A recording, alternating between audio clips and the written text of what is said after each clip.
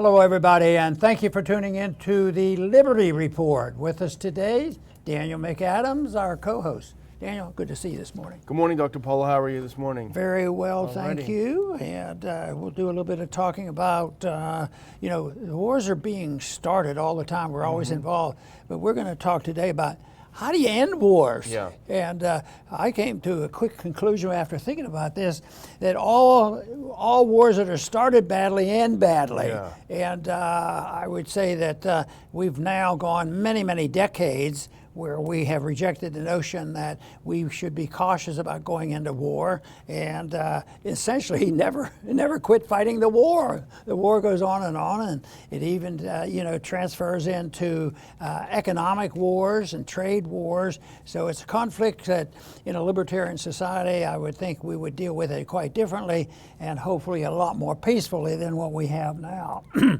But the reason we brought this up is the lead article and our friends at Anti-War. Yeah. The headline was very powerful. NATO officials suggest Ukraine could cede territory to Russia to join the alliance. So this is saying that, well, we'll cave in and we'll give you some of your land back, and then we'll let Ukraine join NATO. I think the immediate reaction of both of us is, that doesn't sound like much of a solution. So, but that is there. Then I got to thinking, this is coming up, and we can talk about that. What does that mean immediately? What's going on there? But to me, it also says something about these many wars that have gone on, that have ended, have started badly or illegally or unconstitutionally. They end up ending badly. And we might mention a few of those because I thought there might be one or two, maybe looking at the pictures of Afghanistan and Vietnam. But when you think about it, you can't find a real delightful ending. Yeah. And I remember Murray Rothbard used to say, the only war that ended in a positive way where people had more liberty rather than less, and Leonard Read made this strong point too, was our revolution. Yeah. Most revolutions ends up with the people having less liberty, and that's what I would say that is generally the case in the rest of the wars that have gone on now. We don't get freer as time goes on. So I want to just mention the fact that something's changed a little bit here. That they're talking about a NATO official, talking about it, and not like he says, well, next week we're going to have a meeting, it's going to happen. But the fact that he had to talk about this, and of course the reaction by Zelensky was very, very negative against it. So in a practical sense of something happening next month or two, and there's a real settlement, I think we're a long way off from that. But it also tells you maybe about the perceived strength of the two parties that are fighting. Maybe there'll be a little bit of common sense about, Zelensky beating Russia. Yeah, it's interesting, and people might say when you suggested that this is a war that started badly, that will end badly, they might say, well, hang on a minute, Russia invaded out of the blue in an unprovoked manner. But it started badly in 2014 when the U.S. was behind the coup and was pushing them, and then for the intervening almost 10 years when it was arming and training Ukraine to fight Russia. That's how it started badly, and it probably will end badly. But what's interesting, we can actually put the article up because this was Stian Jensen, who is the chief of staff to NATO Secretary General Jens Stoltenberg. So he's a high-ranking official. He's very close to Stoltenberg. It's very doubtful that he would speak off the cuff without at least having his finger in the air, knowing which ways the wind's blowing in Brussels. But he told a Norwegian magazine, VG, that, quote, I think that a solution could be for Ukraine to give up territory and get NATO membership in return. That's what he told the magazine. And then he was asked after he said this, has this been discussed in NATO? And they said that, yes, there have been discussions about this. So it's very interesting. And it's not interesting because of that nature of the deal, because it's a non-starter from the beginning for a number of reasons we'll get into. But the fact that NATO is talking about this, obviously, or he wouldn't have opened his mouth about it, the fact that they're talking about this means that they have started to have that realization, or at least to articulate the realization that things are not going well. And as you started out by saying, this war is going to end badly. You know, the aide to Zelensky had a retort for this because we would expect it and we could predict it's going to be tougher and he can't concede anything. And that is exactly what happened. But it still I got a little charge out of it because it's so silly.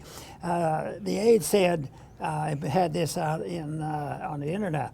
He said, that means, that is conceding territory, that means deliberately choosing the defeat of democracy. That's, boy, we can't be for this if you're going to oh no, we don't believe in all this democracy stuff.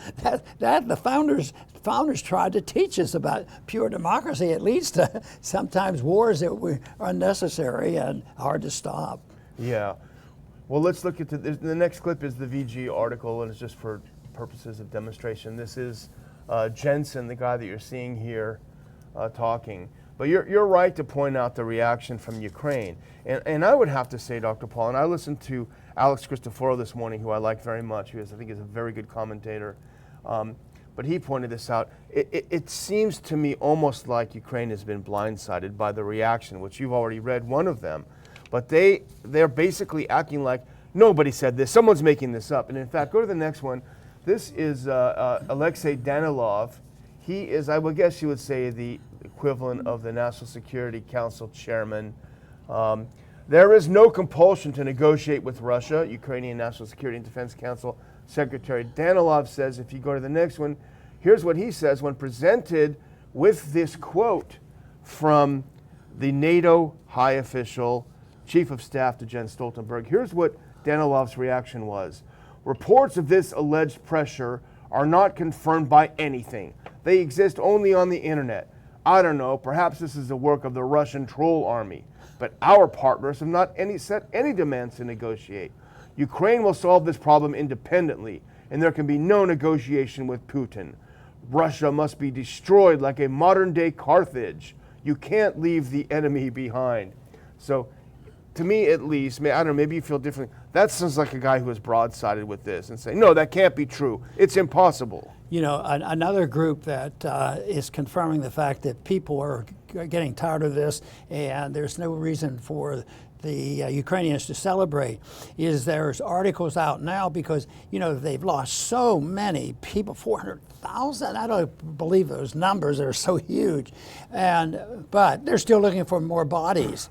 And so, it's a draft, of course. There are not many volunteers for this. But the draftees now, there are stories about them all hiding and trying to escape and hiding in the basement. So that's a confirmation that the patriotism and the desire to take on Russia, it has rather weakened. Yeah, well, you can't blame these guys for trying to hide. I mean, it's awful. But so here's Michael Podolyak, and he's a top advisor to Zelensky. And you did talk about his reaction, but here's his tweet where he says this. It also, to me, sounds like he was blindsided by this quote. Trading territory for a NATO umbrella? It's ridiculous. This means deliberately choosing the defeat of democracy, as you point out, and preserving the Russian regime, destroying international law, and passing the war on to other generations. So he's having a little bit of a fit there when presented with this. And in a way, you can understand why they're upset, because for the past year, the mantra has been nothing about Ukraine without Ukraine. You know, like we won't even talk to anyone without them being there. And then all of a sudden they come into the room. They say, "Well, we made a couple decisions for you already. You're going to have to give that up in order for this to happen." So I think it's a real shift here in the paradigm. Right, and to me, it invited the thinking about wars in general. Yeah. And when wars are started illegally, unconstitutionally, and they start badly, they are destined to end badly. Then I got to thinking, well, can we figure out a couple of these? No, we thought for a few minutes we had more than a couple. No kidding. And of course, the two incidents that are most vivid in the people's mind right now would be, of course, the leaving of Saigon. Yeah. I mean, of course, that was in the 60s, and that was very vivid for me. It was a disaster. And then also Afghanistan. Now they're making hay the Republicans are making hay out of that, and they rightly should criticize it. But in some ways, the difference is, if you want to really look at a tragedy, it was going on in Vietnam. I mean, was Afghanistan was tragic, Yeah. but as far as Americans being killed and trying, the good people that were anti-Taliban trying to get out, Yeah. that's a different story. But this is this to me is a sign that if things aren't done cautiously, and everybody knows, why are we going to war? What is the goal? What's the end point? Yeah. How do we stop? It never happens, and so they continue. But you say, well, that's just sloppy planning. But like some people, and we're sometimes cynical enough to believe maybe it isn't an accident. Maybe some people deliberately like perpetual war. Yeah. I think we've been warned about perpetual war, and that's what goes on. And some people make a lot of money off this. Yeah. Not a couple million, couple billion, Yeah. but probably over the years trillions of dollars that go into the constant fighting of war. And we're getting more sophisticated. We exert our power through sanctions and robots and all this, Yeah. and we try to save the heartache of seeing Americans being killed and brought home. So, but the wars still go on and the suffering still lasts, because there's always a cost to our liberties and to our financial position with that. And that's why, one of the reasons why I think Republicans are starting to be less hawkish, sending more money to Ukraine. But right now, I think the people in the driver's seat, the military-industrial complex, and the hawks that we have in Washington are in the driver's seat, and they're not going to quit budget. I mean, every week when things look like, where are they going to get the money? Is another many billions of dollars. Just recently, another time, $24 billion they do. So that myth will end. Yeah, I mean, I think, excuse me, I think a lot of the reason that wars end badly is because the people who are in charge believe their own propaganda. Yeah. And you and I experienced it personally when you were on the Hill. Don't you remember the endless hearings in the Foreign Affairs Committee, the House IR Committee? And ironically, it was the Kagans that were always there in the front row giving us the testimony. One more surge and we're about to win. Victory in Afghanistan is just a corner away. We're almost there. Fred Kagan, and every time, and they believed it because they wanted to believe it. They wanted to believe it. This reminds me about our friend Walter Jones, because he was very hawkish and he was all with it, and he would diligently go to all these briefings that we would get, secret briefings to tell us what's really going on over there. So he would attend that, and for a while, he was buying into it in the early years, but he came across some literature and all, and he found out that they're not telling him the truth. Yeah. That was all propaganda. So they propagandized by taking the administration, the people who secretly get us into these wars, and the money behind it, and then pump up the congressmen to make it a political event. So if you don't support it, you're unpatriotic and you don't support the troops. And they would never, in any of those hearings, have someone like a Colonel McGregor who's sitting there and saying, okay, now I've heard what Kagan just said. Here's reality, and let me tell you this. It was always, the whole thing was always rigged. So you wonder why Congress members are so dumb, with a few exceptions, is because they have zero curiosity and they're constantly force-fed propaganda. Oh, we need more money. We're almost winning. Let's vote yes. And so that's why we have these disasters. When I was thinking about this issue of all the wars end badly, and certainly us going quickly into a new war after World War II by direction of the United Nations and not by the U.S. Congress and the American people, that I thought, well, I can't really go. It wasn't quite the defeat of Vietnam. It wasn't a victory, but at least the South, survived. And I was trying to talk myself into, maybe this is an exception. Maybe it didn't end, badly as some other wars have. But it turns out that the people that were involved, they claimed great victories and all. But the whole thing is, I got to thinking, well, Vietnam, it ended badly, but one thing happened is And you know, we became westernized, or Vietnam became westernized when our troops left and they became unified. But we maintain a strong presence in South Korea, and technically we're still at war with North Korea, so it never ends. And I think when I was looking for these spots in the world where you could go either way, well, maybe some good came of it. You suggested that some people might be deceived about the war in Libya. You know? Yeah, that's true. It started badly and it ended badly because it's been 10 years of civil war, and what was the richest country in Africa is now a disastrous wasteland. And Hillary involved in that one? She loved it. She was practically ecstatic when they killed him. So, well, moving on this one, because I just want to make one other point. You know, they say that the 5 stages of grief are denial, anger, bargaining, depression, and acceptance. We saw the denial and anger on those first 2 reactions to the suggestion. I would suggest that we're getting to the depression and acceptance when you look at our next clip, which comes from the Foreign Ministry of Ukraine. When they heard about it, they seemed quite genuinely upset and depressed. If we can click that one on. This is from a Newsweek article about this statement that they might want to give up land. A spokesperson for the Ukraine's Ministry of Foreign Affairs also publicly rejected the suggestion, calling Jensen's proposal absolutely unacceptable. Quote, "We have always assumed the alliance, NATO, like Ukraine, does not trade territories. The conscious or unconscious participation of NATO officials in shaping the narrative regarding the possibility of Ukraine's giving up its territories plays into the hands of Russia," they said. So they almost seem now like they're a little bit depressed. You guys can't be doing this to us. This isn't fair. This can't be happening. You know, you said they may get around to the point of believing their own propaganda. And I think most everybody has heard the story or the history of Afghanistan, that they've never been conquered. There's been many times, all the way back to Roman times, thousands of years, and the people of Afghanistan, and most people believe, you know, the Taliban, they were the ones that attacked us on 9/11 and this sort of thing.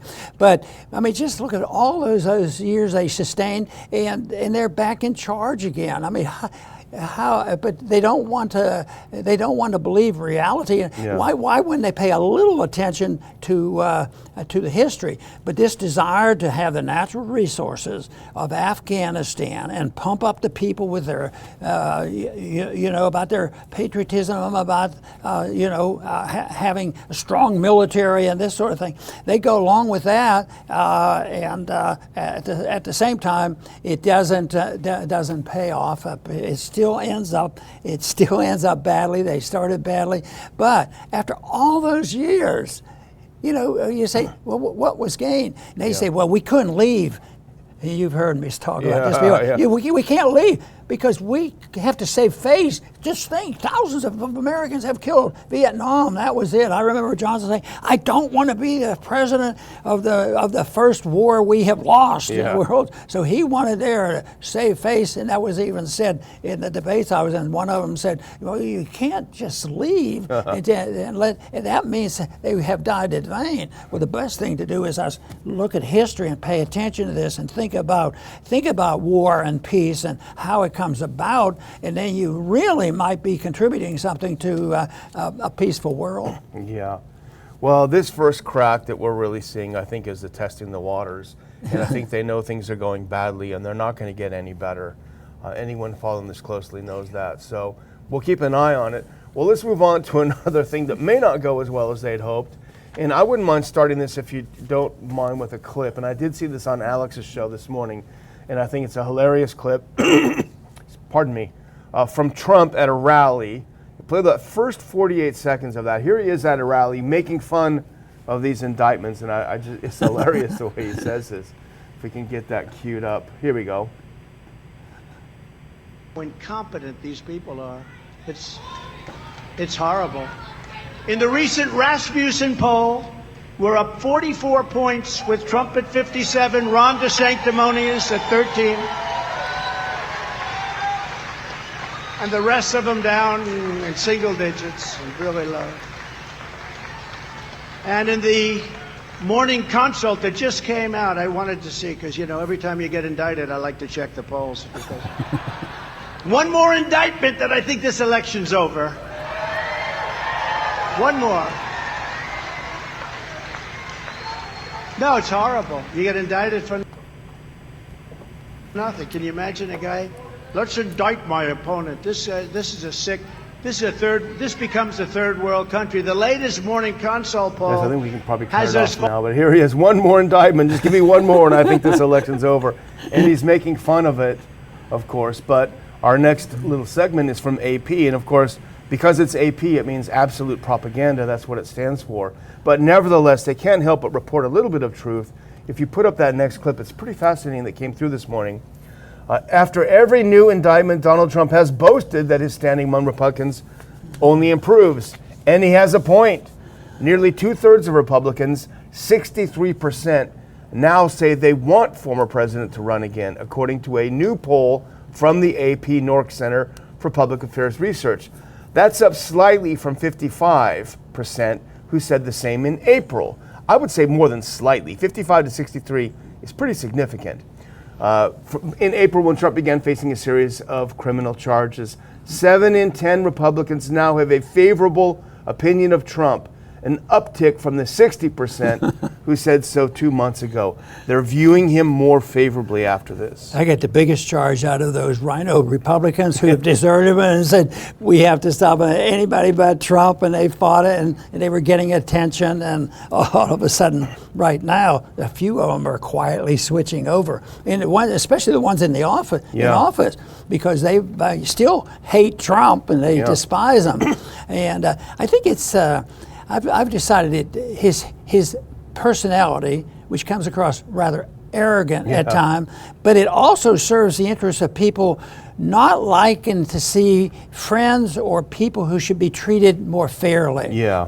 And right now, I think that'll be the big issue. He's been treated unfairly, and I think the American people are more desirous. And I've heard a few of them say, I don't like Trump, but I'm going to vote for him, not because I really think he's the answer as much as it's a system that mistreated him that has been so bad, because it gives a victory to the corruption in the FBI and the deep state, the Department of Justice, and all these courts that are so abusive, and they're the ones we don't like Trump because he's so arrogant, but you don't think that the arrogance of what his enemies right now might be much, much greater, because they could care less, and they flaunt it, and they just are in everybody's face, and they're in Trump's face. They think, Hillary was on the other night. It was just like, she didn't say the word, but she said, they want to put me in jail, but he's going to jail, So that's not the way to get to the bottom of the issue of what is worthwhile, and how would we prevent the going to war. And it's not complicated. Just mind our own business and follow the rules and how you go into war, instead of letting the deep state and the Department, the military-industrial complex making the decisions for us. Yeah, I think people are also seeing that, if this use of lawfare and the criminalization of speech is able to go through unchallenged, it's going to become the norm. You're going to have each president's going to put the previous one in jail. It's going to be worse than a banana republic. It's going to be a lunatic. And you mentioned how the rhinos and the other candidates, I think the one candidate who's gotten it right is Ramaswamy. Because he said he's defended Trump. He said, look, I'm running against the guy, but I don't like what's happening. If I win, I'm going to pardon him. I don't stand for this. So I think he's playing it smart, and he's also going up in the polls. I think I've seen some polls where he's neck and neck with DeSantis. No, so it's a smart move. Very interesting, and he comes across as he has beliefs. He tells you what they are. He sticks to them, and I think he comes across, and the people say, he's telling the truth. Yeah, we can trust what he's saying, and this is a big item. This is why the country starved for that. To have somebody just come forward, and I think the opposition would be, the current president. I Yeah. mean, they can't be trusted. Can you imagine a real debate between Ramaswamy and Biden? Whoa, no, that'd be one-sided, wouldn't it? I don't think Biden will show. I don't think he'll show. I wanted to say one more thing about this. I know it's close to our closing, but we both met Tim Pool. We went on his show, and we've got a lot of respect for him. I actually think he really nailed something, because we're thinking, what's this? All this Georgia stuff is so weird. I was listening on the way into the studio about some of the charges against him from this 98-page indictment, and some of them are so nutty, it's just beyond. I mean, it's not even laughable. But I think Tim Pool actually hits the nail on the head of what they really want. If you put that next clip up, and it just hit me when he tweeted this earlier. He said, if we put that up there, he said they want to remove Trump from the Georgia ballot as it's a critical state to win in 2024. He may be right there. That may be what this is all about. Get him off the ballot. He's convicted of crimes in this state. He is not eligible for the ballot. He can't compete here. Do you think there's any way that that issue could end up in the Supreme Court? Seems like, how could it not, in a way? I mean, boy, that is really bad, because they can't win honestly. They'll win dishonestly. And the other thing is the more I try to understand nihilism, it doesn't matter. Yeah. You say, how can they do this? They do it with a straight face, but they do it with, a sense of satisfaction. Well, we have them, and we're doing what is right in their sense. We're doing what is right because there is no truth about what you should do. You mean you're supposed to follow the rules? Yeah. No, it's the fun. people who can cheat the best and propagandize the best. Yeah. But hopefully the people will wake up, and I think there's going to be. Too bad it's so serious, but there could be some exciting things happening now between now and next year. Yeah. But this can be really serious. Yeah. Well, let's put on that last clip, and I'll just say to our viewers, I'm looking here, there's about 1,000 of you watching us live right now. First of all, thank you for watching us live. We can't say how much we appreciate you, because we appreciate it so much. If you could put that back up, thanks. Each one of you, or a handful of you, stop what you're doing and get tickets to our conference. If you like what we're talking about, you come back every day. We've got a great group who are talking about the things that we talk about on this show. Which Way America, September 2nd, Labor Day weekend, Washington, D.C. Take one day and do some learning, a couple of days and do some sightseeing. There are, despite it being a pretty evil town, some beautiful things to see there. Make it a little mini vacation. But come see us on Saturday. I'll put a link in the description and in the comments after the show. But you're watching us now. Get your tickets and come see us in a couple of weeks. Back to you, Dr. Very Paul. good. And I'd like to make one point about that, Which Way America. And most people still are conditioned, and sometimes we slip up and might talk about right and left, but it isn't between right and left, because that's so conventional. You think about liberal Democrats and Biden, and then you think of the Republicans and conservatives and the hawks and all this stuff. So it's not that simple. There's other directions as well. One is toward limited government. That's something that is very easy to understand, and you have to point out, though, you can't do that without pointing out that the major parties are really led and influenced by special interest groups. And just think of the big issues that they agree on.